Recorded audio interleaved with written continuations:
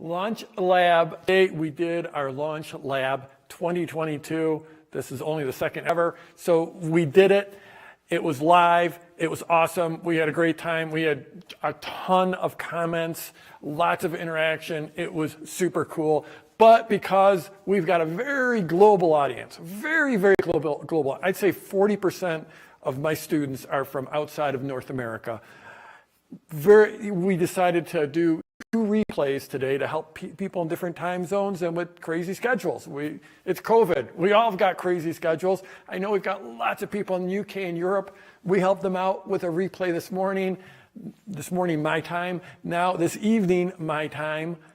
We're doing this. We're thinking of you, Australia. We're thinking of you, New Zealand, Asia, and also everyone else where this just works better for you. So we're doing this live replay. We're about to roll it.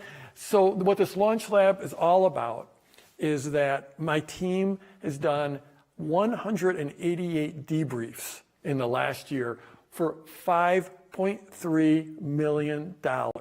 Those, in other words, those launches did 188 debriefs. You do 188 debriefs and you'll learn a few things. And that's what this is all about. Now, leading up to this, I had a comment from someone that says, in this debrief, in this LaunchLab, can you talk about launching a children's book with an NFT? And no, we're not. That's not what this is about. It's not about this tiny little one use case that might help out 1 or 2 people. These are about the global learnings from the 188 debriefs. And we learned a few things. You know, this is, and I'll warn you, as we get rolling into this, there is some bad news. It's a heavy out there. It's very, very heavy. The mood out there is heavy. There's fatigue, frustration. We'll talk about that in just a moment. There are headwinds for online business. I mean, there's great things about online business. It exploded during COVID, but we got some real headwinds. We've got these iOS changes that impacted email, that impacted ads. We've got ad costs increasing. We've got competition increasing. So there is some bad news. It was like 2020 was the year of online business. 2021 was a year where it's got a little bit more challenging. But there is good news. There is good news. So stick with me in this broadcast. We're going to get to the good news. We're going to get to how you work through those challenging trends.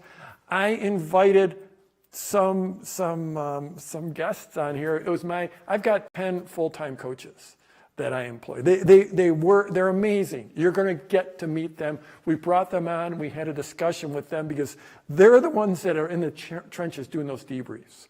And while I'm talking about debriefs, I use that word often because it's a very important word to me, but some people might not realize the power. So this is a belief, a knowing, a certainty that I have is that one of the highest value things you can do is debrief any event or any process, anything that happens. And this can work in your personal life and your professional life, but certainly when you do a launch, you want to look back and debrief it. And when we debrief it, we gather all the assets, all the collateral in that launch, from the pre-launch content to the offer, to the sales collateral, to the emails, all the stats. And we look at it and we said, we look for the things that really worked well and the things that we want to do differently in the future. You know, no judgment, just worked well, do differently to use it to plan the next launch. Because nothing about my community is about doing a single launch and then going off and drinking Mai Tais on the beach. This community is about building great businesses and great lives, and you don't do that with one launch. So in that debrief process, you're basically starting the planning for your next launch. That's why these debriefs are so important. So we're about to jump right into this. I just was reading comments left in our alumni group that, you know, someone said they took 5 pages of notes during this live cast. So I think you're going to get a lot out of it, and let's go ahead and start rolling.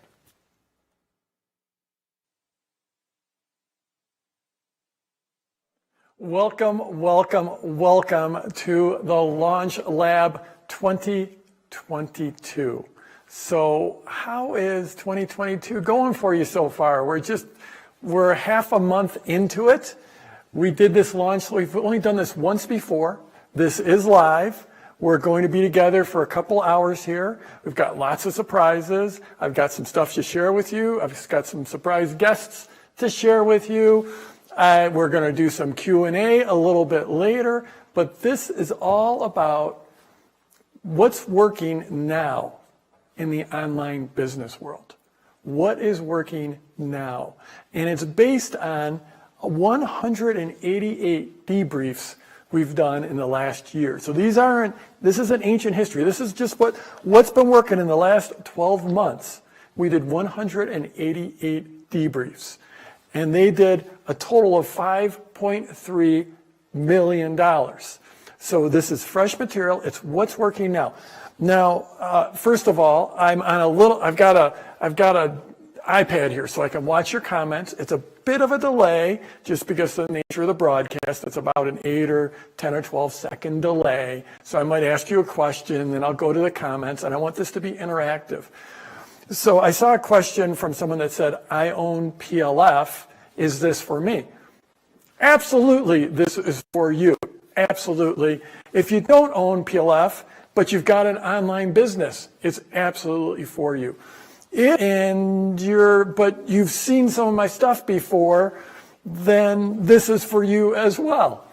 Now, if you just heard of me like last week or something and you just came into my world, we might be moving a little bit too quick for you. Actually, Joan, could you hand me the book right there? So if you haven't seen any of my trainings whatsoever, if this is all completely brand new to you, then you can go get this book at Amazon and it'll give you the core. If you went through the LaunchLab with me, then you've got enough for us to move forward. I think of this as the advanced stuff, the super advanced stuff. Now, paradoxically, after you get better and better and better at something, I think the mark of true, let's just say genius, the mark of true expertise is when you can start to make, first of all, everything is just so crazy wide and there's everything out there, and then you narrow it down, and start to get to the essence. You learn to simplify. And in simplifying, that allows you to just have this. Here's the diagram. This is what it looks like. It goes from, there's all these possibilities and all this noise and all this craziness down to the simplicity of genius. And then once you're there, then it gives you incredible options to go from there. So some of this stuff, it's going to be awesome. And it's based on what's working now. So I'm going to go to the comments just to make sure you've got me out there. I saw a question. Oh, let me introduce you. We've got Dan over here. Dan's on camera over here. And we already had the first request for Nugget. Where's Nugget? And Dan, do you have a good answer for that? Somewhere, probably. Yeah.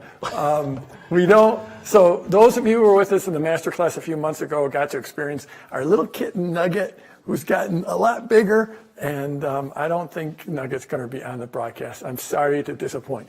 Okay, 188 debriefs, $5.3 million. Let's jump right into it. Are you guys ready to jump into it? Is that you have to launch. That no matter whether you're just starting out or you've already got a business, the best businesses are always launching. Apple is always launching. Hollywood is always launching. Google is always launching.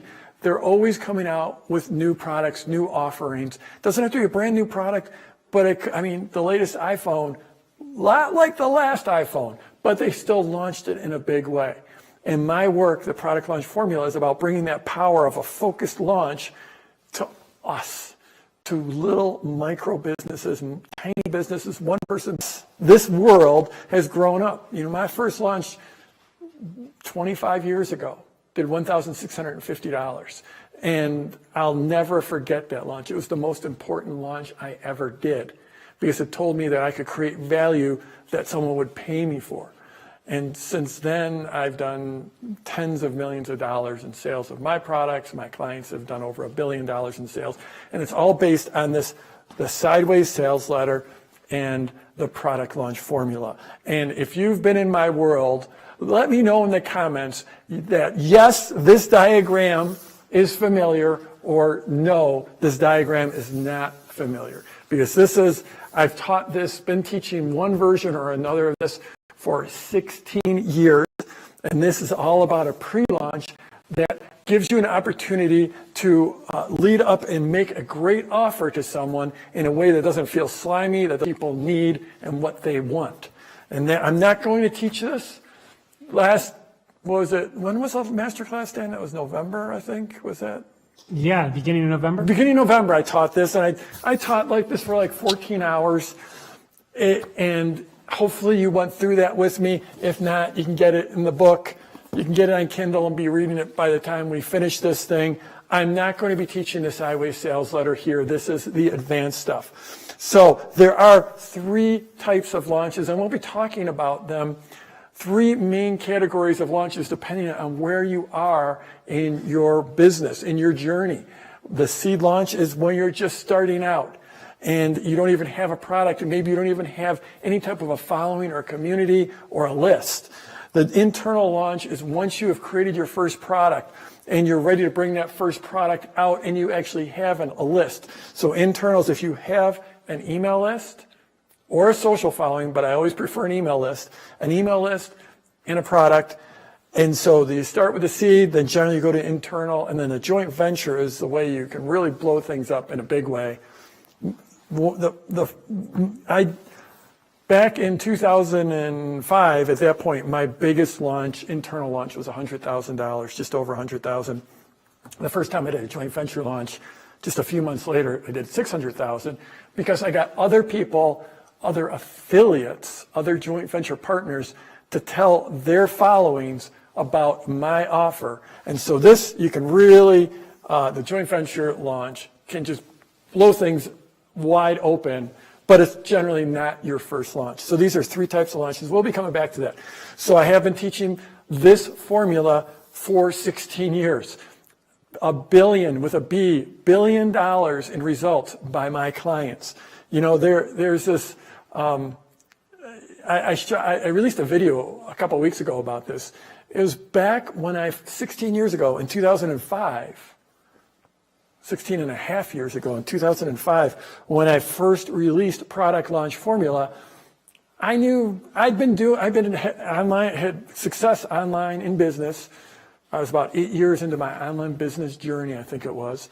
And I had a lot of success. I was really good at doing launches, but I probably knew 10% more than the best people out there, the best marketers out there.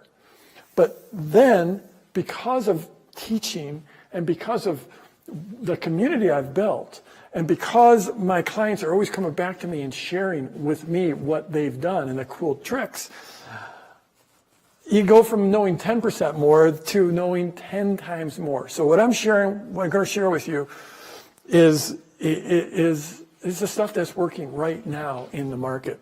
So for years, I love to do live in-person events. Obviously, COVID's been stopped that. But for about 4 years, up until the pandemic shut things down. So I think it was 2019, 18, 17, 16. I think starting in 16, I think we did this event called LaunchCon.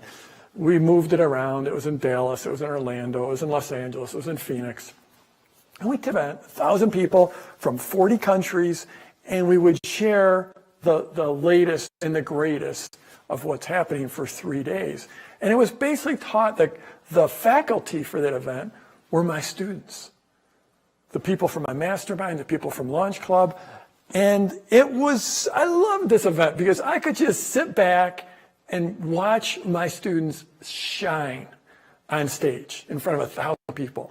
And, you know, there's few things that are, for me, that are more fulfilling than to see the impact that I have made and to see those people shining on that stage. Understatement of the year that COVID was a bummer, but, you know, among the many casualties of COVID in my business was LaunchCon. So last year we went for LaunchCon. It's a completely different format, but this idea of bringing to you the latest in the launch world to grow your business.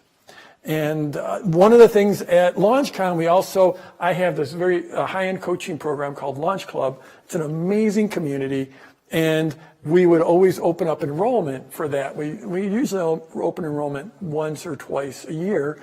The last time we opened it was 8 months ago, but we are later on today. I'm going to tell you about LaunchLab and how you can apply to be in it. So one thing about those debrief numbers, I said it was 100 and just. I got to be clear on this stuff. I said it was 188 launches that did $5.3 million.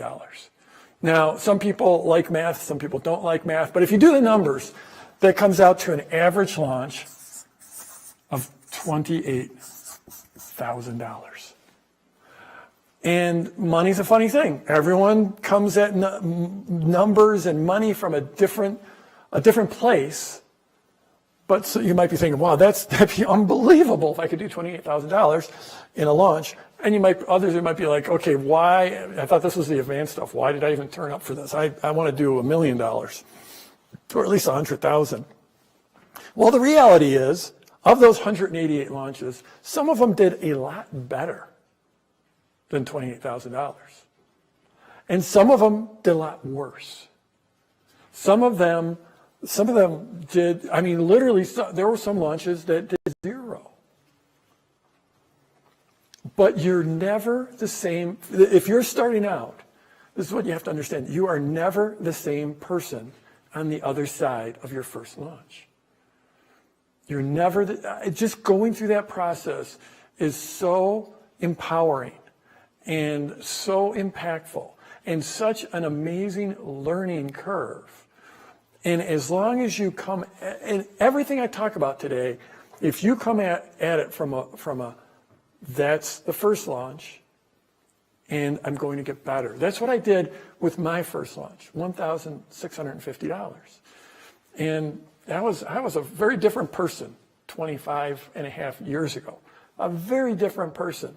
And my mindset wasn't as bulletproof as it is now. But I did have a really good thought at that point, and it was, if I did this once, I can do it again, and I can do it again, and I can do it again. And I'm probably going to get better at it. And that's what happened.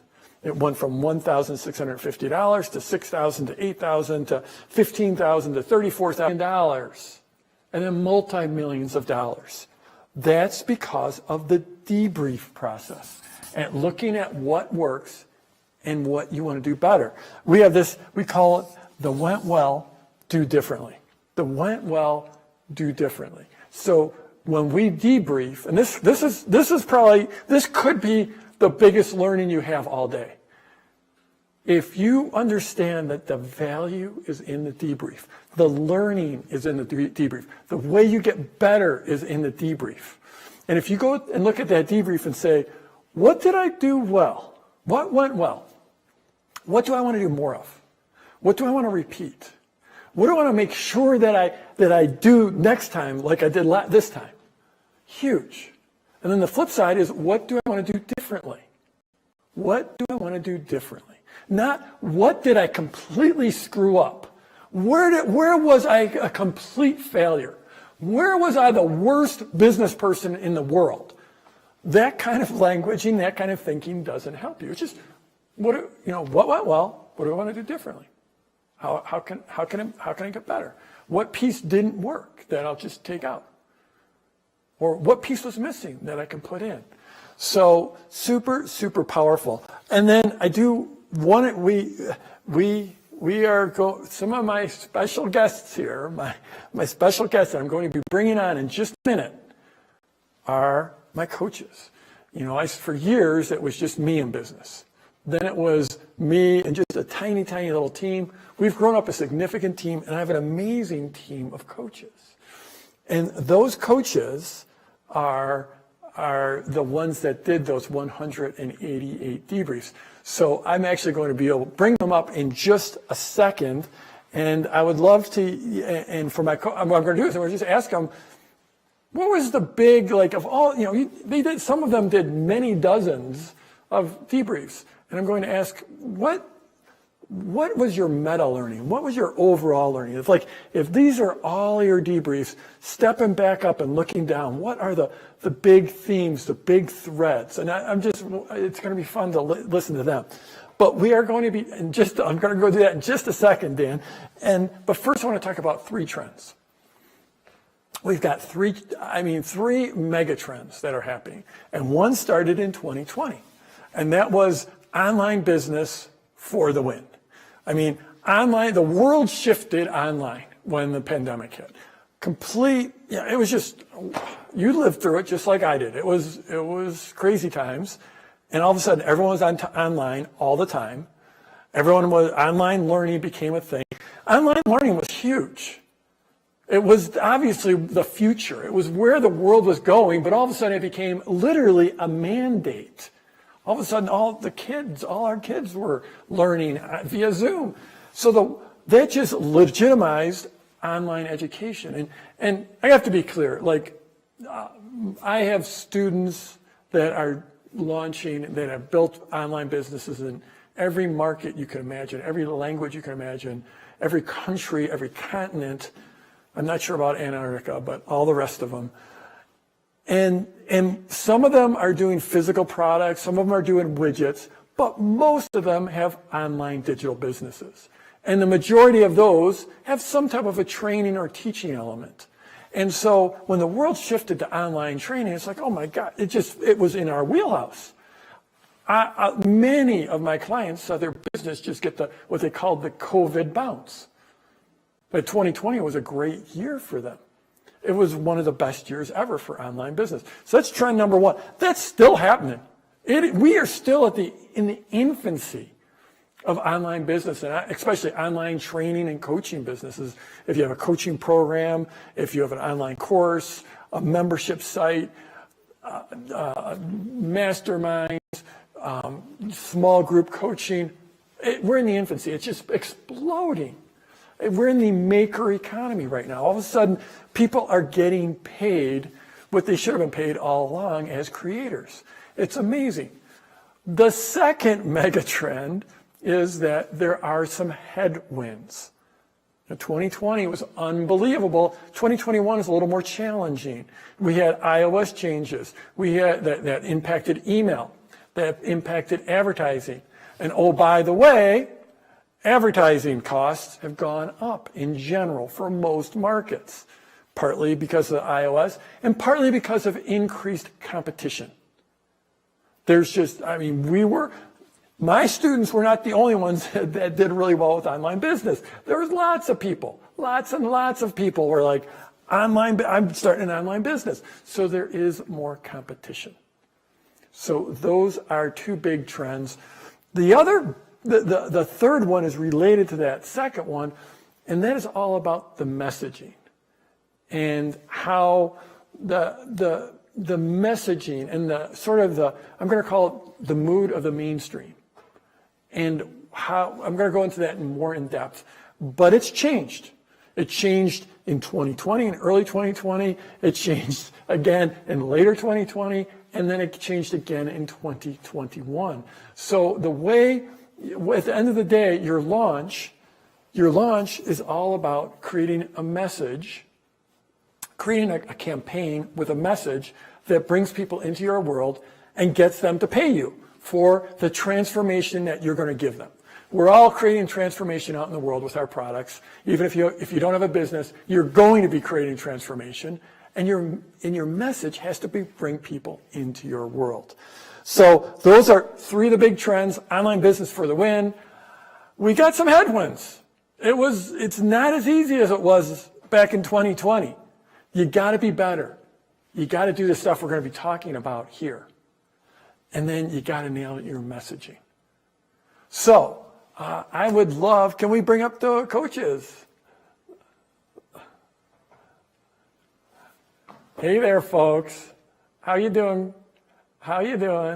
Okay, so these are many of our coaches, not all of them, because there are some that are busy doing other stuff. There are some where it's still 4 a.m. for them because of time zones.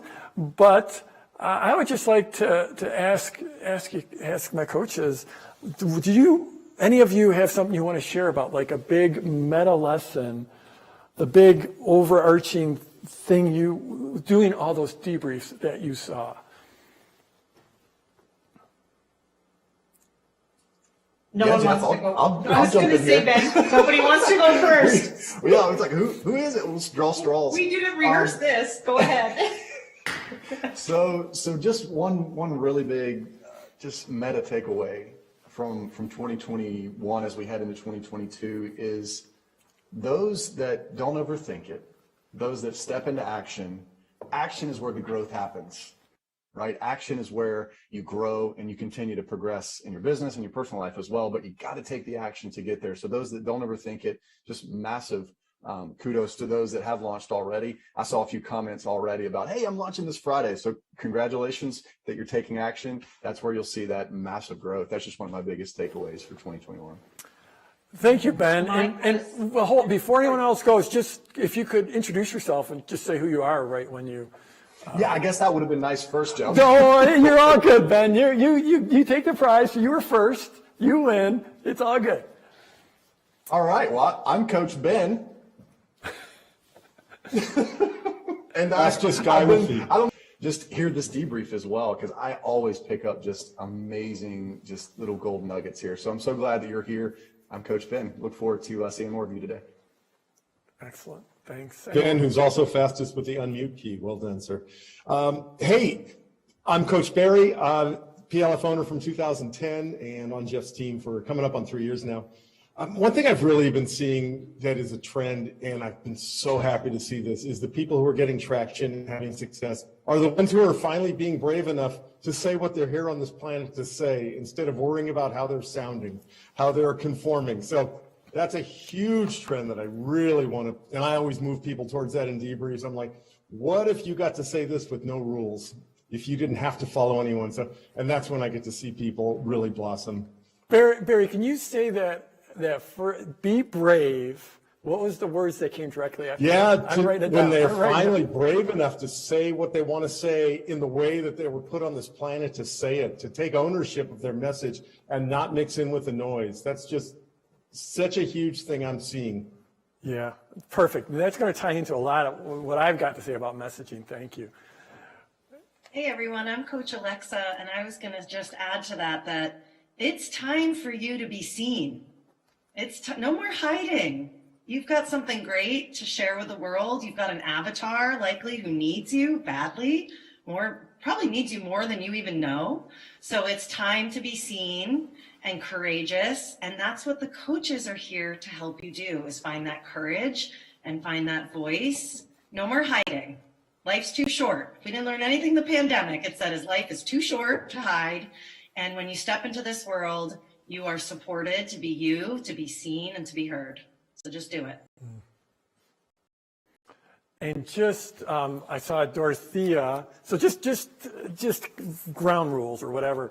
Dorothea was just clicking her fingers. But that's just something we do on this campus, in our community to show agreement. So like if someone else is saying something, you don't have to butt in on Zoom and say, I agree. It's just you snap your fingers. So if you all want to be snapping your fingers back there. And then also, disclaimer, the way that I've got a camera right here, I also have a monitor here so I can see these beautiful coaches. And so when I'm on camera, I happen to be looking like this, I'm just watching them just like you are. So anyone else want to share in that? Anyone? Hi, I'm Coach Vanessa. I'm one of the newest coaches, or I think the newest coach of the team. And I am, so happy to be here. And I'd say that something really important is it does not have to be perfect. I mean, you can go out there, do it, be heard, launch, and move forward without perfection. You don't have to have all the perfect tag or the perfect anything. All you have to do is take steps forward, and that is going to take you a very long way. I love that, Vanessa. That is so true. And there's so much that many people, there's a lot you learn as you're going through your process and building your business, but there's so much that comes with launching.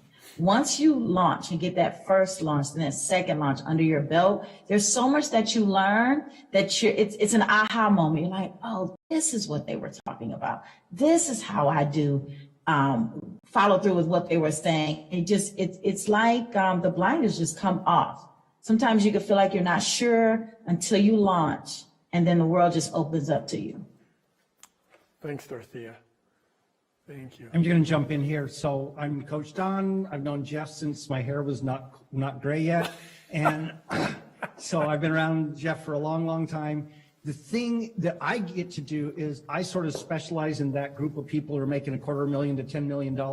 And so I get to work with people who've done a lot of launches. And one of the things that I've discovered is one of the things that got them there is that every time they launch, they purposefully say, as Jeff said, do differently, done well, do differently. And they purposefully go through that and design the next launch immediately after the last launch so that they remember the things they're going to do differently. And so and what happened in what they're doing, but the level of sales. And that's what turns out some amazing, amazing businesses. Don, could you, or any of the coaches, think of someone who went from, launch that either did great or maybe they wish to have done better, debrief, and then up-leveled their launch? Can you guys, and I can give it a really good example of And, this. and before you do, Don, I just want to say, we do have on this, in LaunchLab, in our community, we have what we call the cone of silence. And the cone of silence means we don't go around sharing about other people's business, because at the end of the day, we hear a lot. We do, and the members of the community hear a lot about each other's businesses. And to create the safety within the community, we don't go sharing that unless we have permission to share. So you might hear the coaches either using pseudonyms or initials and being very careful about sharing details, because that's just one of the rules we've got within the business or within the community. Sorry, Don. Okay, great. So the example I'm going to give, and again, remember, I work with some of the higher end people who can oftentimes afford to advertise. I understand that oftentimes when you're just starting, you can't afford to advertise. Totally understand that. But a really good example of this, we had somebody who did some advertising, and his launch came in at a very decent, about $100,000 on his launch, which is not bad at all. And I said, how much did you advertise? And he says, I spent about $5,000 in advertising. And I said, okay, so here's what I invite you to do. In your next launch, I invite you to spend 35. He said, what? And I said, listen, you did 100,000, you spend 35, it still leaves you 65,000. That'll pay your mortgage for a few months, right? And he said, okay, I'll do that. And so he spent 35, and the next launch, instead of being 100,000, was 200,000. And so we just made that a pattern for about a year. Each time I asked him to spend about 35% of his last launch, and each launch doubled and doubled and doubled. And now it's a, hey, $3 million business in about a year and a half. Not bad. Yeah. Cool. Yeah, I'll jump in here as well. I've got a great example of this. Someone, I'll call him Bob. We're just calling Bob. Bob came into Launch Club with an existing business in place already, had done some launches, but had not yet done it this PLF, style, this what we're going to be talking about today that Jeff will be breaking down. Had done about $12,000, $13,000 on previous launches, which is great, which is not bad. We sat down, did a debrief of a previous launch that he did right before he came into Launch Club. His next launch, 3 times that. 3 times that. He did about $36,000 on his next launch. And it was all around, Jeff, you'll love this, messaging. Yeah. It was all around messaging. It's so big. But yeah, just little tweaks like that, how important they are. Got it. Thanks, Ben. And we're going to just dive right into messaging right now. And so I've got what I'm calling the mood of the mainstream, the mood of the mainstream. And this is, let's just talk about it. In fact, let's do a little participation exercise. I'll get it started. Like, one thing that I think is out there in the world right now is, I think there's a lot of fear. I think there's a lot of fear. It's just, and I think there's that we've been experiencing moving the finish line. Like so I'm very aware we've got people from around the world, and this pandemic has progressed slightly differently in different areas in the world. But in my area of the world, it came on in the second week of March in 2020. And then we were all terrified, or not all of us were terrified, but I remember, at least me, we got Omicron going on right now. It's in full swing. And it's incredibly contagious, but it felt like in 2020, they originally sold us on the idea of the original virus being that contagious. It's interesting. Then we got then all of a sudden in early 21 and into summer of 21, it felt like we were done. We're done. Like the end was in sight. People were getting vaccinated. And then we get through Delta, and it seems like things are coming around in like October of 2021, and then boom, it moves the finish line again. And so I think that sense of deep fatigue among many people. And what we're doing is we're trying to figure out the mood of the people, of your prospects, of your future clients. We have to know where they are before we can learn, or we can figure out how to speak to them. So these are, I think, another one is distrust. Distrust to me seems like all-time highs, all-time crazy highs in the world I'm living in. I just see a lot of distrust. Does any of this? Let's go to the comments. Does any of this resonate with you? Are there any other words you're thinking I should put them in the comments that you think I should put up here in addition to these? I can put another one up here that, at least in the United States, and again, I'm very aware we've got people from around the world, but here in the United States, people are starting to talk about something they haven't talked about in a very, very long time, and that's inflation. Inflation, higher interest rates. So that's feeding into fear. That's feeding into uncertainty as well. So I'm just going to go to the comments and see if you guys have any other words. Fatigue, yep. Doubt in oneself, that's an interesting one. Divisiveness, sure. Uncertainty, I'm going to put uncertainty.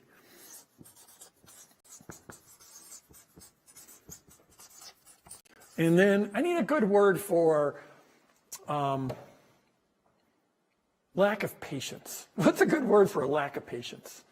What's a good word for I'm just over. I don't want to watch another video. I don't want to attend another Zoom. There's this phrase, Zoom fatigue. Everyone bats that thing around. And if you remind me, I'll come back to Zoom fatigue a little bit later on.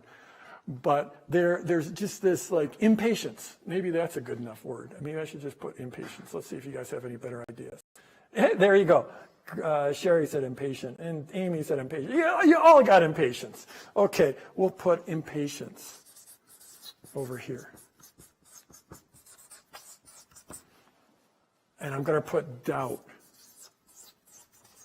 here. And when I there's distrust, there's doubt. Doubt, there's many layers of doubt. Because at the end of the day, we're all in this to affect change. We want to build a business, we want to make money, we want to have a great lifestyle. Most of us want to deliver real value and make an impact on people, and they're going to doubt you. They're going to doubt you as a person. They're going to doubt your process. But even if they trust those, they're probably going to have some level of self-doubt, right? And self-doubt, that almost goes with, did I put, there's frustration should be in here as well. But remember at the beginning of COVID when everyone was going to learn French or learn to play the piano or learn to knit, and a lot of that didn't actually happen. And I think they've okay, I was going to reinvent myself in 2020 and that didn't happen. And I don't care if you've got the greatest program on learning French. I've already tried that and I failed.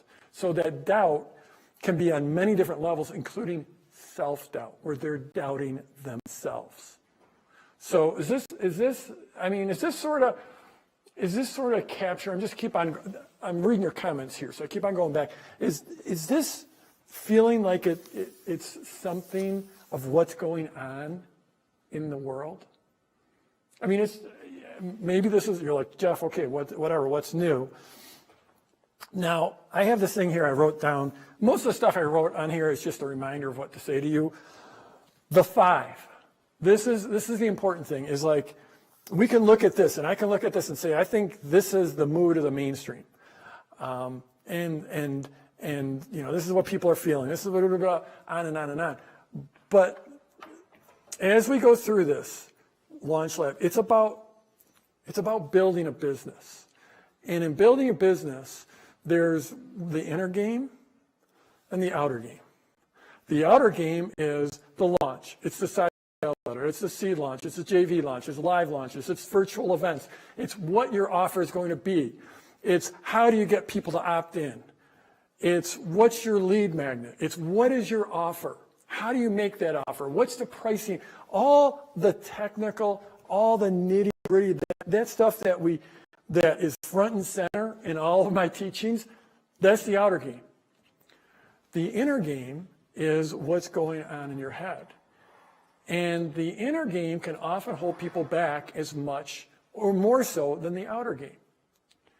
And since I started this business, my first online business 25 years, more than 25 years ago, it's been a constant evolution of up-leveling my inner game and up-leveling the inner game of my clients. Our coaches, mostly just a few minutes ago, a lot of what they were talking about was the inner game, because they know that's what holds a lot of people back. Barry's like, now be brave to do what you were put on earth to do, to say what you were put on earth to say, to help people in the way you were put on earth to do. That's mental game stuff. Ben, when he was talking straight up inner game, you need both the inner game and the outer game. Well, when we're sitting there saying this is what the mood of the market is, we have to remember that we're there at some level as well, even if we've been doing all of our inner game work, all of our personal development. And you have to remember the 5. And the rule of thumb, you are the average of the 5 people you hang out with. You are your physical fitness, your relationship health, your emotional health, your psychological health, your mental health, we're social animals. We are social animals. And it is absolutely critical to understand that. When I say we're social, we look at the people around us, and if they're all in amazing physical shape, then it's like, okay, you just, by osmosis, you become in great physical shape. So be careful as a business person, as an entrepreneur, as a marketer. We can look at this and say, this is what the world's feeling and how we're going to deal. Now we have to deal with this. That's our jobs, to take people from Pain Island to Pleasure Island. That's the way we have to do that. But we also have to be careful about who we're hanging out with. We want the people we're hanging out with to be people that lift us up. Okay, so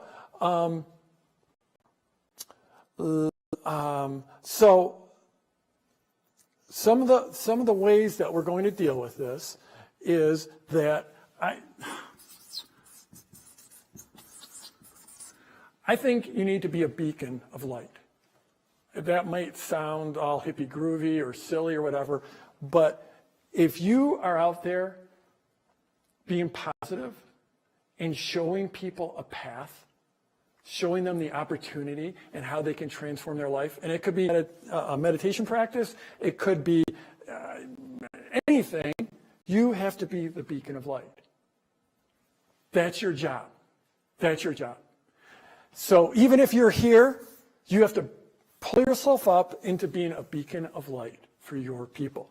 You have to be, I think you need to be on point with your messaging, more so than ever. Because remember, we had that impatience.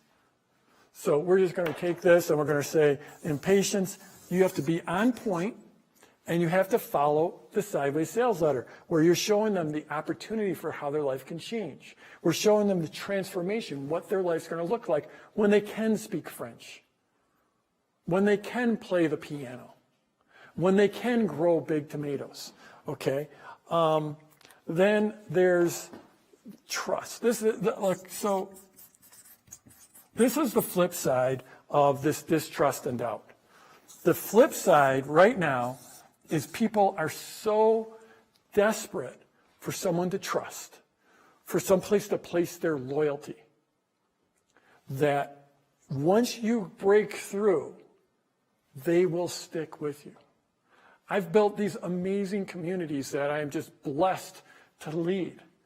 And it's amazing what they will do for me and what they will do for each other, because we've built that community and we've unity. This is a key. This is a big key. So I've been all about building community since the beginning of the PLF world, because it's something that's a super high value for me. One of my highest values is community and connection. And it was always in the past that you would sell people on, here's this amazing offer, this is amazing stuff, this is how it's going to change your life. And once they got in, then they became part of the community, and they would buy for the content and stay for the community and keep on staying and keep on buying from you because of the community. Now, that was pre-2020. Now, post-COVID, or post the beginning of COVID, community has become front and center, and they're dying for community. So if you can bring people, if you can show the community and bring people into your community, it's an absolute huge win. So these are all things in your messaging, in your launch. Another thing is people are looking for certainty. And if you can provide certainty, show them the path. And I'm going to write that one down here. We'll go to that in a second. Will you share the path? Show them the path, whatever you're doing, whatever you're teaching, what's the path forward for them? How do they learn to speak conversational French? How do they learn to play the ukulele? How do they become a better parent? And what does that path look like? So let's see. I'm just trying to connect these. So we had fear. Fear, I think, gets banished by both of these, by community and by certainty. I think the fatigue can get banished by how you present, by being that beacon, by being the beacon of hope, the beacon of light, the beacon of, let's just say, positivity. That's a little more grounded than positivity. And you do this through your pre-launch, okay? So I talk about sharing the path, and let me just give you trust and certainty. And one of the ways you do that is that, and I'm really, like, if you saw my master class, how many times in that master class did I say, this is not get rich quick? This is not get rich quick. This requires work. It's a proven formula. It's a formula, but you have to show up and do the work. It's not some easy button that you put on your computer and money flies out of your computer. So I think that builds trust. That builds trust. And then this is what I mean by share the path. Here's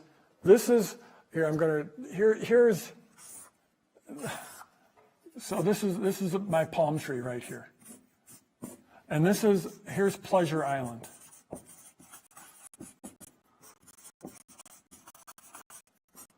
Okay. And over here at the beginning of their path is another island here, another palm tree. This is Pain Island. I think, to be honest, You have to show, to be honest, in your marketing, you have to show that this isn't some instant boom success, that it is a path. It is a path to success. It's not going to happen overnight, but you have to show them the path, share the path. Often it's your path that you're sharing. Not always, but often you're sharing your path. In my community, we call this launch, scale, impact. Launch, scale, impact. Those are the tracks that we have within LaunchLab. And the track, because people fall in different places, but generally if they're coming in, they're just starting out, it's launch, then they move up to scale, and then impact. But we're very clear you're not going to make, Don talked about working with people that were making $250,000 to $1 million. Those are the folks, or multi-million actually, those are the folks in impact. But I would never tell people, if you're just coming in, you're just starting out, you're going to instantly jump to that impact level and to making, those crazy, crazy numbers. So I would love to just hear from the coaches and pop back to them and hear, and when you think about, the debriefs, when you think about what you've seen our folks doing, what do you see really working in their messaging? And how do you see it addressing the current world that we're in? So, what's working now that you've seen in your debriefs? Hey, Jeff. Coach Donna here. Hey, gang. So 7 years as a coach almost on the team. So awesome. And like Barry, owner from back in the day. Yay. So, what's working, and this is person who came to mind, Jeff, he's been a case study. He's been interviewed a number of times, Jeff Noble. We've seen, fetal alcohol syndrome. He has his finger on the pulse of what his people are feeling. And he's just a representation of, I think, the majority of our LaunchLab folks, in our debriefs. They have their finger on the pulse of what's working with their people because they're connected to them, either through email or in social or doing lives, whatever it is, they're talking to their people, and they continually move their messaging to really speak deeply to what folks need right now. They're not stuck in a path that says, I just say it this way. They're vulnerable, they're instilling trust, they're showing up in all the ways. And that's helping them grow their business, and it's helping their people change in, like you said, times right now that their people are tired and stuck and feel vulnerable and just don't know what to do. So the connection and being able to move your messaging, being willing to move your messaging when needed, I think that's a big one. Don, I think that vulnerability, I just wrote that one down because I had an extra space here and I couldn't remember what it was. So There you go. I wrote that one down, was being vulnerable. And I think that's sharing the path. It's sharing where you are on the path. And there's just a comment, I missed who it was, but they said that in the master class, what sold them on me was how gentle I was with our little kitten Nugget. I didn't we didn't go get a kitten. I could show how gentle I am with the kitten. It's just, we had a kitten. It became a fun part of our launch that people enjoyed watching, a little kitten playing right here. But I think it's being willing to share who you are, right? That's a huge, we're in the attraction business. Write this one down. You are in the attraction business. You're in the business of being attractive. And when I'm not talking about physical beauty, physical attractiveness, I'm talking about being someone who exhibits these traits. You become magnetic when you become the beacon of possibility, when you are showing people the possibility, when you're showing up as your biggest, brightest self. There was also a question in about community. I'm worried about community exhausting me. You build the community you want. My community feeds me. the way I got pumped up for this broadcast is I spent yesterday talking to people in LaunchLab and having them share their successes with me. My community fires me up, pumps me up, and that's the community you want to build. So I interrupted my coaches. Who else has got something they wanted to share? I want to jump on the tail end of that. I think that our job, and I learned this from you way back when, before you were probably even saying it, but I saw it in you, was we have to hold a picture of an unreasonably bright future for our audience so that one day it can become their reality. Being average is just a luxury that if you're going to lead, if you're going to have a successful online presence, it's a luxury you can't afford, is being average. So do what it takes, spend the day talking to your successful students like Jeff did, or whatever it takes to build that energy in yourself so that you are so bright and people can see that that's what I want. I want some of that. And the path to what you just described, Barry, is through your comfort zone and getting outside of it, getting into what I call a learning zone, right? So I'm a sports psychologist in addition to being a coach here with the Launch Club, and I can tell you, studying human performance and high levels of human performance my whole life, there is no easy path to anything that's worthwhile. And the greatest thing I think is when we talk about community, when we talk about trust and loyalty, is it makes that unavoidable journey through those uncomfortable times, it makes it possible, because nothing is achieved without hard work. And then when you get knocked down, when you are doubting that you have what it takes, having the resilience and the motivation to stand back up and say, well, shoot, I can do this. And then take that step forward and that step forward. So, everybody's comfortable in the learning zone. That's why we call it the learning zone. But nothing great happens there, right? We got to get outside of that learning zone. And I think that's when you do that, you have the confidence to help your audience do that. And then just a magic happens.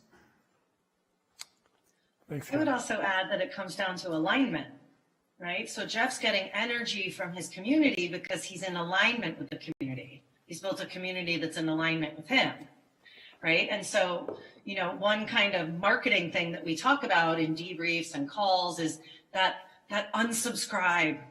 Oh my God, someone unsubscribed. And it's a horrible feeling until you reframe it as that person's not in alignment. Okay, great. One less person I have to convince to do whatever or be out of alignment with. So that community doesn't drain you when it's in alignment with your values, with your core mission, with your offer, with who you are, with your bravery, with your courage. So think of alignment, not, oh gosh, how am I gonna do it all? Because when you're in alignment, it flows and it's easy and it's fun and it's just happening versus, kind of willing it and strong arming it. That's not how we build business. Absolutely. Because don't you think it also, you don't want people, don't be afraid to show up as who you really are. A lot of times we're trying to be like this one or that one or watch what everybody else is doing. Don't do that. You are talk the way you talk, dress the way you dress, and show up the way you show else. What we've noticed in our debriefs is that those who have honed in on this is who I am, this is what I have to offer, and these are my people, they are rocking and rolling. I got one last statement to make. Yeah, even that's so perfect. I can't even be a real person, right? Be you, be a real person. Love that. Thank you, Dorothea. That's wonderful, Dorothea. I was going to say, when you just tap into Become part of who you are as you present yourself to the world. Okay, you guys had so much great stuff. I want to go back to Alexa when you were talking about worrying about the unsubscriber and getting clear on who you're serving. I talked to Catherine Calhoun yesterday, who's built a very, very nice business. She came into my world having a business already that was, I think, in the approximately $70,000 range. She talked about, Barry, she talked about the debriefs with you specifically. specifically, and you're like her hero, and how you pushed her to take her pricing higher. And she literally came into this world, into our world, into Launch Club at $37 was her price. And over the last couple of years has raised that price for essentially the same deliverable up to $6,000. And we'll talk about that a little on the next page. But one of the things Catherine talked about, I know in the community, was getting really clear on who her people were and who they weren't. So this is another thing to write down. A critical piece of marketing is attracting, and I talked about being attractive, attracting the right people, but it's also repelling the wrong people, the people that are not right fit for you. You know, there's a lot of people that I am the right fit, that this community is the right fit for, that Launch Club is the right fit for, but there's plenty of that it's not for. So are the people that are just, I'm just, you know, I'm going to use no judgment, but a little more transactional and a little more mercenary, like I don't really care. I just care about the marketing tricks, the marketing hacks, and you know, just make that sale and get in and get out. That's not our community. That's not who we are. I tend to repel those people. You talk about beacon of light, those people are out of here. They are completely gone. You have to be clear on who you want to serve. And for bringing that up, Alexa. Now, here's a few themes that are working. And frankly, these have been working. They still work. They started working in the pandemic, but you know, now is the time. We've seen the great resignation, right? We know if you've gone out to eat recently in a restaurant or been at a hotel or done, there's just no one have said, I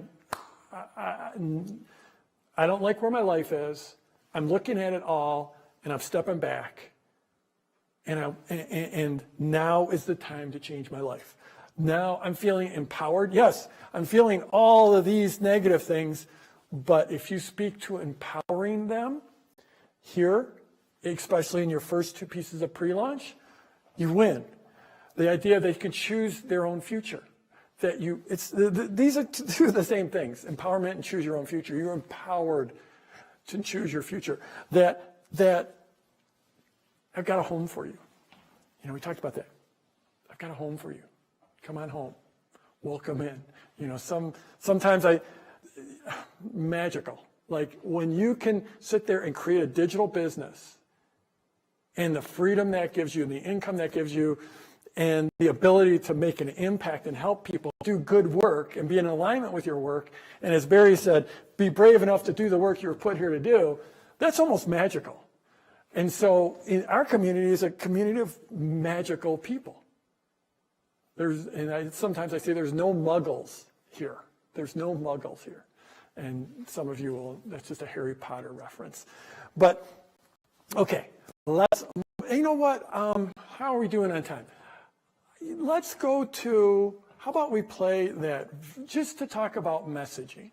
So I just recorded this yesterday with one of the stars of Launch Club. This is someone I've interviewed before. She's built an incredible business selling yarn, selling very, very custom hand-spun yarn. And she's just built this incredible business. And she went through a major shift in her messaging, where she really started to lean into the transformation and these themes. And she had launches that were doing really, really well, and then they went even bigger. So Dan, could you play that video?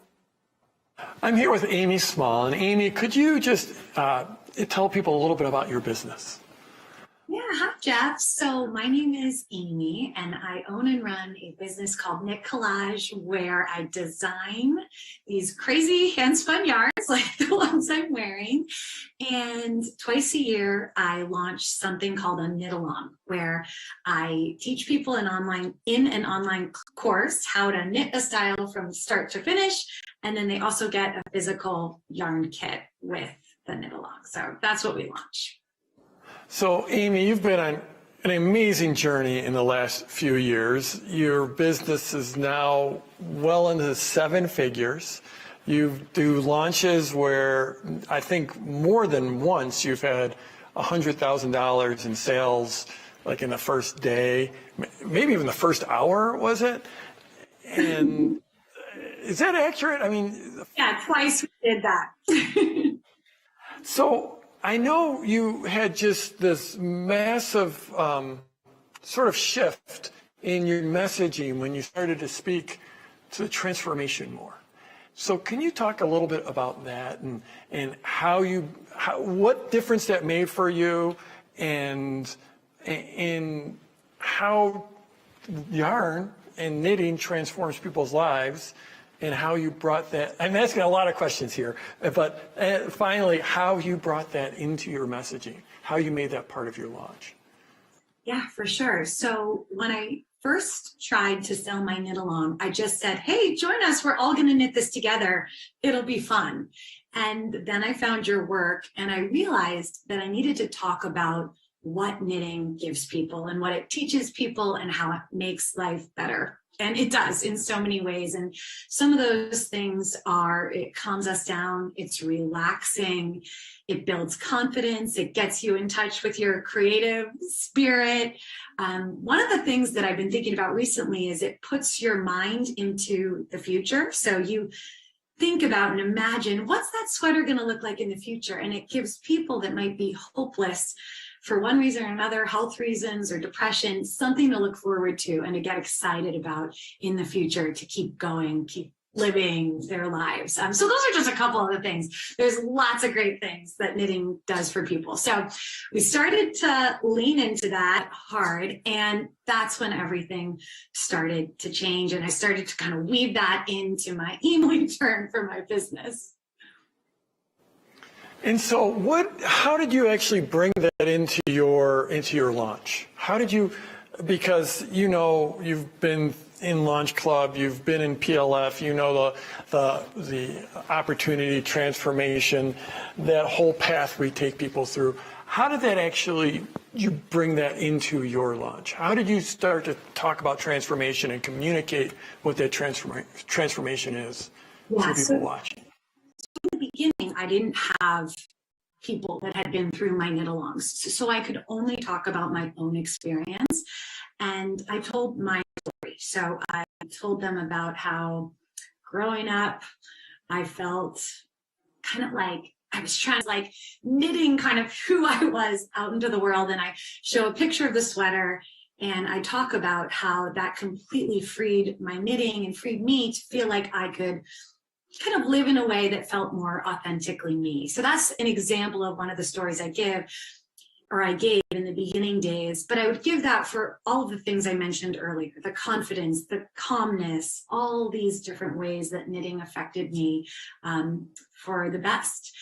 And then over time, I started to ask my customers and listen to them in the Zoom calls and the Facebook group and really tune into their stories and what knitting did for them, and actually more specifically our knit along experience, because in our knit along experience we give them lots of opportunities for help. One of the things that knitters struggle with is they start a project, they can't figure out a technique, and then they stop, and then that never becomes anything, and they don't experience any of the benefits of knitting. So we give them tons of support with the online class and teachers and Facebook group, all that good stuff. Make it easier. We can't do the knitting for them, but we do as much as we can to get them on that success path. Listen to it, and in some cases, I would tell their stories in my PLC videos and in my emails, but in some cases, I would just take the benefits that they told me about and weave that into my copy. Not even sometimes I'd mention them, but sometimes they gave me a new idea that I didn't realize was a benefit of knitting, because there's so many that then I'd weave that in, if that makes sense.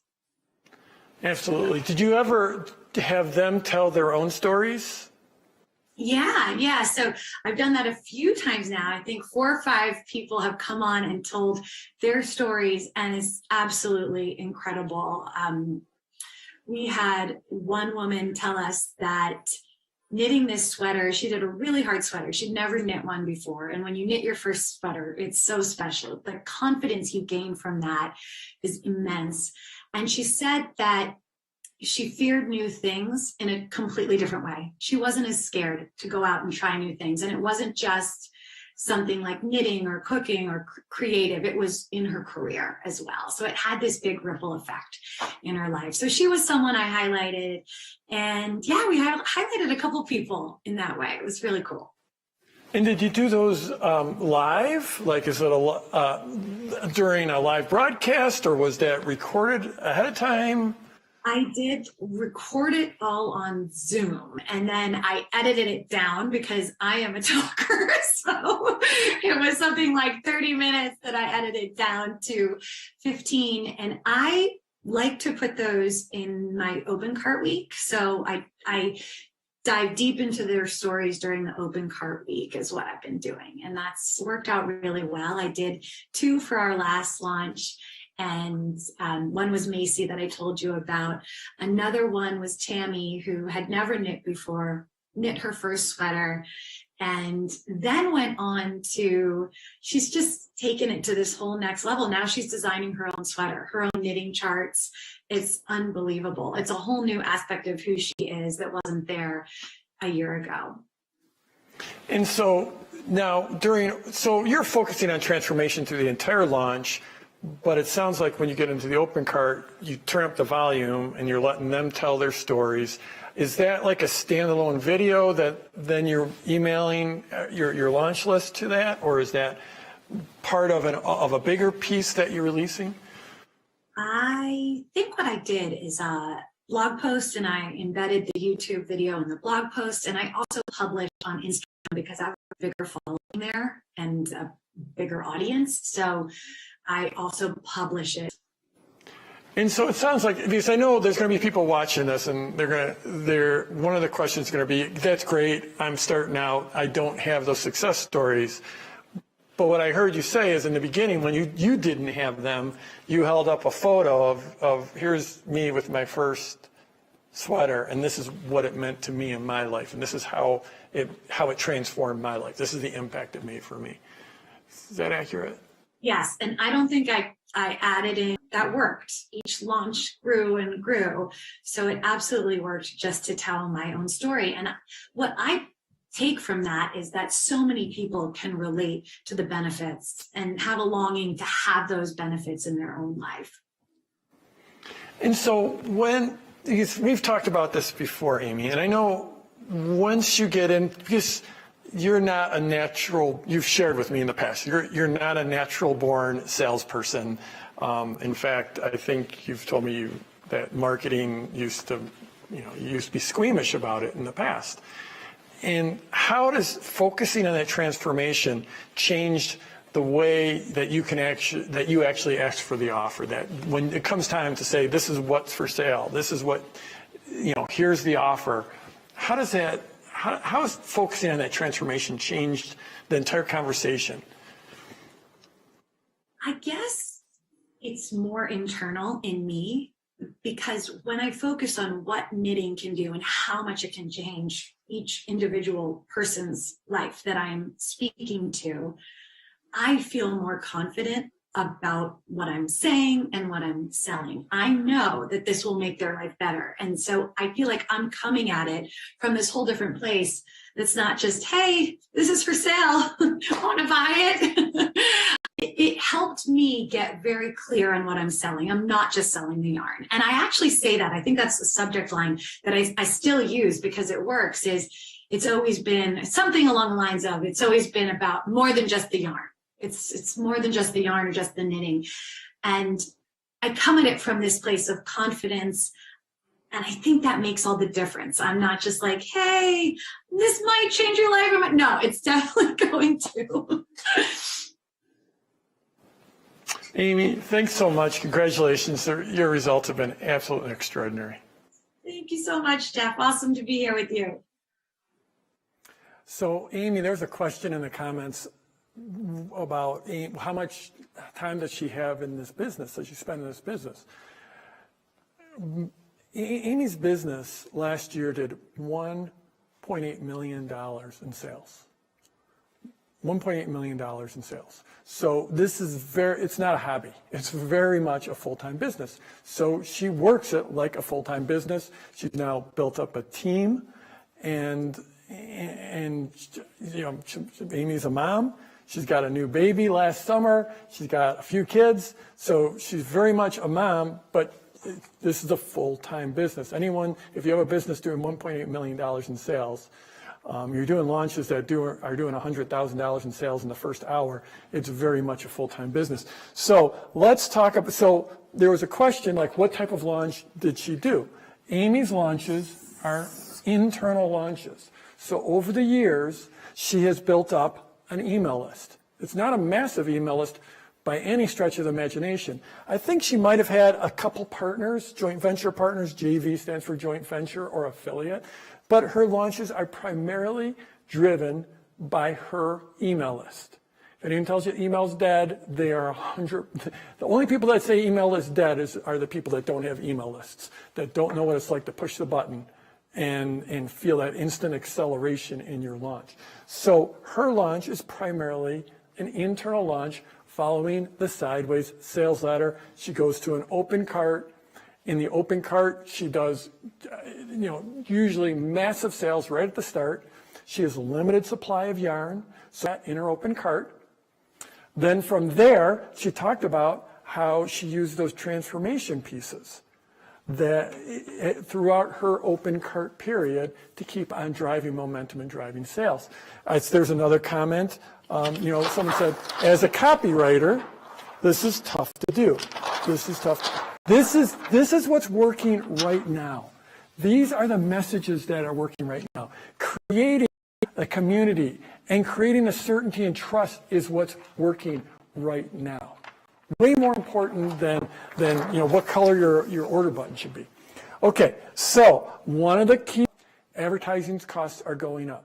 So this is where the numbers come into play and how to make the numbers work. I talked about Catherine Calhoun going from $37, a $37 price to a $6,000 price. So I want to explore that a little bit. But let's just say you start off in this business, you generate a lead. This is someone who is aware of who you are and is at least vaguely interested in what you're doing. So when I think of a lead, I think of someone joining my email list. That's what makes the difference in this business. Likes don't pay the bills, follows don't pay the bills. I think followers, for the most part, on social don't pay the bills. Social's got lots of great things about social, lots of amazing things about social, but at the end of the day, you want to push people from social into your email list. So you're generating leads by paid traffic. That's what paid means. Advertising. You can advertise on Facebook, advertise on Instagram, send people to your site, get them to opt in for your launch.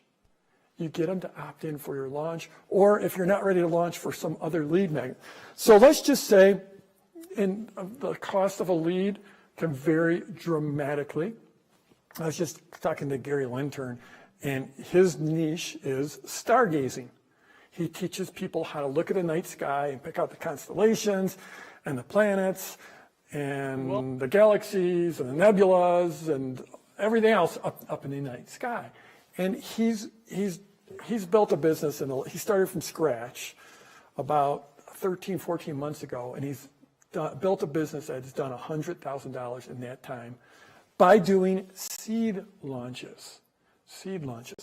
And in his market, the cost for a lead, the cost to get someone to come to your website and opt in is way less than in other markets. So markets are completely different.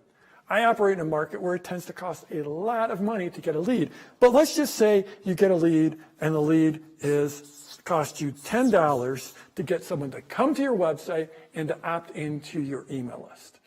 Okay, again, it might be $1, it might be $100, it might be $300, depending on the market. Markets are different.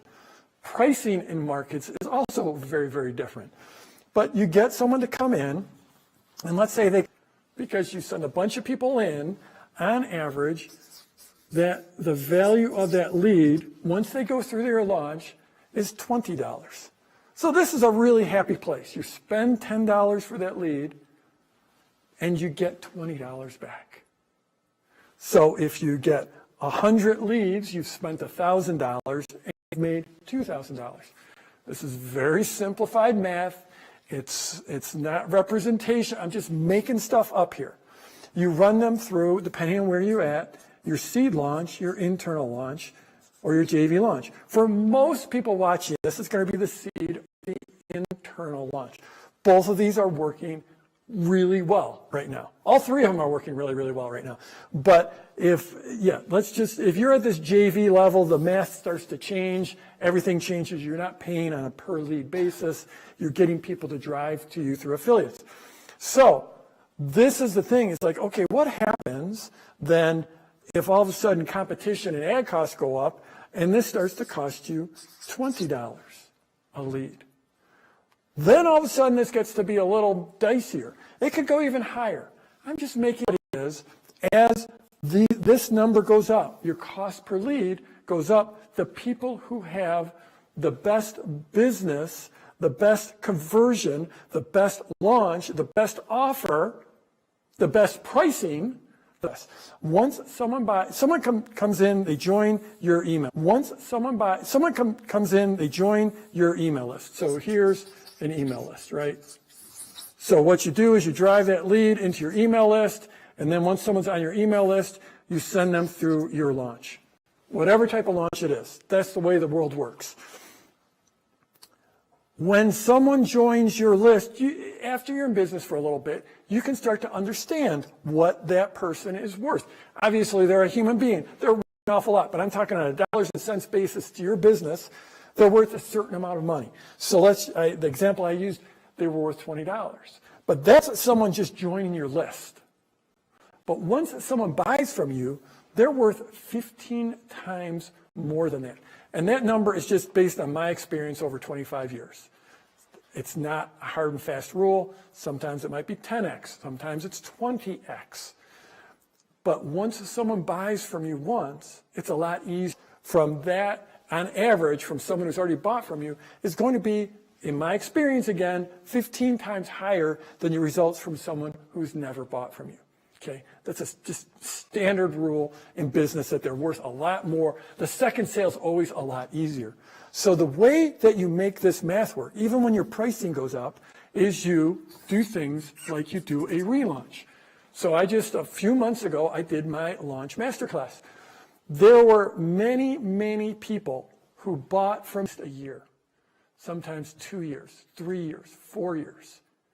I had someone a couple of years ago, it was right before COVID, it was one of my last live events, came to me it was for I think a $12,000 event that I did.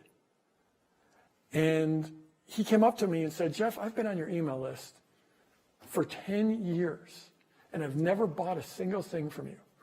But I've been watching you, and now I came in and bought this $12,000 thing. And it just shows, when you go through this process and you share the messaging we talked about a few minutes ago, even if someone doesn't buy from you the first time, they'll often buy the second time. So you can do a relaunch. Lots of times people are like, how often? You're adding fresh people in all the time into your list. You can launch 4 times a year. Some people launch more than that, but you can easily launch 4 times a year. Personally, what I do is I generally do what we're calling a relaunch once a year or twice a year. So this, just full disclosure, when I do my launch, it's generally in the fall. And in the fall, we call it the Launch Masterclass. And I do a live launch, live broadcast, and we open up Product Launch Formula. I usually do that once a year. Sometimes in crazy COVID years, I do it twice a year. But people will wait around for 6 months or for 12 months till that next launch and buy in that next launch. So that's one way that you raise, like this $20. Remember, that was, someone comes in and they go through that first launch, they're worth $20. 50% of what you wasn't one of. She took away some of the coaching elements to make it a little bit more, here's a course, And yes, you can ask you can ask questions at these times, but limited the interaction with her, limited the access to her. And she came out with that the week after her launch, and she went from $2,000 to $1,000, and she brought in a very, very nice bump. So it completely changes the math is the high ticket offer. The high ticket offer. So let's say you sell to 1,000 people. We just had this massively amazing launch, and you sold to 1,000 people, and you sold it for $100. Using these numbers because they're round, this is no guarantee, this is no promise, but what would 1,000 units at $100, I think this is a pretty easy one, $100,000. Did I get that right? Nailed it. Okay, woohoo. So this is sort of a rule of human nature, a rule of who we are as humans. And it's related to the Pareto principle, the 80-20 rule. You can take, and this number, it will work if this is 100, it will work if it's 10, whatever number it is, it doesn't matter. It will just, I'm just using these round numbers. 20% will happily price. Now, you wouldn't offer the same thing. You're offering something that has higher value to them. But money is a funny thing. And for some people, $100 is a lot. And for some people, it's not so much. And so 20% of 1,000 is equal to 200 people. People would pay 5 times that. This is a rule of thumb, but I've seen it over and over and over in all kinds of markets with everything you can imagine. And so what would 200 times 500 be? I'm pretty sure, Dan, help me out here. Is that right? 2 times, I'm pretty sure it's right. 10 plus 4 zeros. Confirmed. Okay, boom, I won. Now, this can get as crazy as you want because now you have 200 people that have paid you $500. The math keeps on going. 20% of those people, 20% of those people will pay, so that's 40 people, will pay how much? Put it in the comments. If you give them an experience of greater intimacy, of greater value. You're not stealing this money from people. There are people that paid you $100, but they'll happily pay you. Let's go over here. They'll happily pay you $1 billion. Catherine, no, that's not the right answer. That's not the right answer. They will pay you $2,500. And this would actually go again. Of those 40, 20% of them would be, you get 8 people down here. And those 8 people would happily pay you, well, it wouldn't be, it'd be whatever, 5 times that would be actually more than $12,000.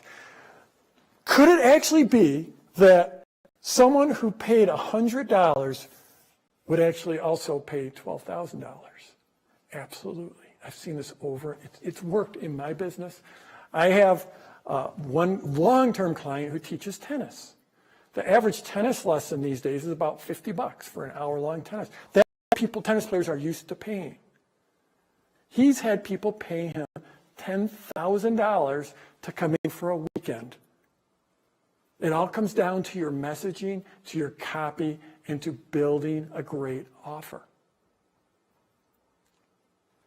And when you start to, you don't have to go 4 levels deep or 4 levels deep here. You don't have to do this in your business. But adding that high ticket, this is what we call a high ticket offer, is when you go 5X or 10X, that original teaching video on this. But I'd love to hear from the coaches about sort of the journey you've seen people go through to make the math start to work within their business. Yeah, it's a great realization when someone explores their numbers and looks at their launches the way they've been doing them, and then has the realization that you're talking about right here. And I'll tell anyone who's on here right now, if you're getting this education this early in your business, you're ahead of the game, because it is impossible to have a successful business with a $47 one-time sale or anything like that. And I know a lot of people have that plan, so thinking the long game is great. Yeah, in the case of Catherine, you summed it up great. She ran her business for a while. She got challenged inside of LaunchLab to really get rid of a lot of the people that weren't her ideal customers, to make offers that were in line with that that higher vision that she held, that brighter vision of those people's future that we have talked about already. And then she did what you did. She looked at doing a high ticket offer, and her numbers came out to just about what you talked about. 20% of the people who were on the event who would pay 5 to 10 times more for another offer. So it works in every business. It's worked in the stuff that we've all debriefed. It's worked in my own business. Absolutely, absolutely. There was a question here. I'll go through the math again. I'm just gonna, this is super simple. A certain percentage of your people, in general, you can sort of count on 20%. If you do your launch right, if you structure the offer right, a certain percentage, let's just say around 20%, will pay you 5 times what you're currently charging. It's that simple. And we can go more levels and more levels, and it works going more levels, but just at that first level, 5 times higher, about 20% of your people will pay that if you put together the right offer and the right launch. And generally, it's a virtual, sometimes you can do this just via email, but generally it's a virtual event that's your launch that brings people in at a higher level of service, at a higher level of intimacy, at a higher level of value. 20% of your people, on average, will pay 5x, and that completely changes the numbers here. So, with that said, I'd like to, we've got, people are already asking about LaunchLab. And before we get too much longer, we got a lot more to show you, to share. But before we go much longer, work, is this actually going to be viable and provide something for my business? And everything changed. If you had told me that even 2 years ago, no way I ever would have believed you. I get to do what I love. I